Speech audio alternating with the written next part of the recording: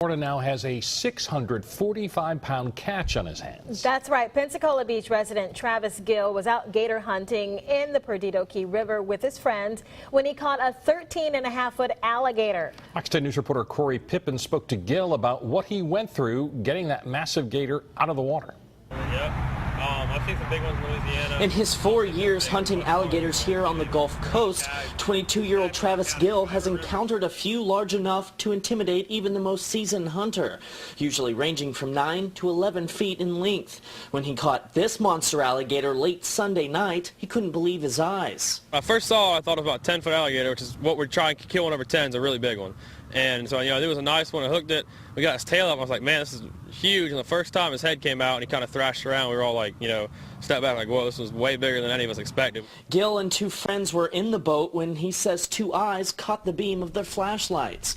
He says they cut off the engine and trolled over to where the gator was. He says that's when they hooked him with a line and rope. And then we were able to harpoon him, and it was almost a 3-hour battle from there to be able to hit him with a bang stick, which is how you have to kill him. You can't use any guns in Florida. From then on out, it was another hour before we could even get him in the boat. We had no idea how big he was. We finally got him in, and we were like, man, this is the biggest one we've ever seen. He ended up being 13 feet, 6 inches long, and 650 pounds. Gill says he and his friends tried to pull the gator onto the boat, but nearly sank. They had to go several more miles before they could get the animal onto dry land. And then just pull the boat as far up as we could so it wouldn't rock, sitting on the dry ground, pull his head over, and then just start piece by piece kind of rolling him in. He finally tail flopped over in the boat, and we had him in there, and that was it.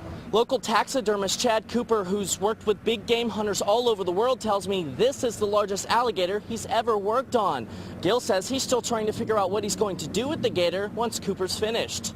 Gill says he's considered mounting the gator in his house. Well, I imagine it's hard to find a place to put a 13-and-a-half. That's the problem. If I got the whole thing mounted, I don't have a house big enough for him. It's like parking a truck in your living room. You always try and catch one bigger than your last one. This one's going to be hard to top. Reporting from Pensacola, Corey Pippen, Fox 10 News.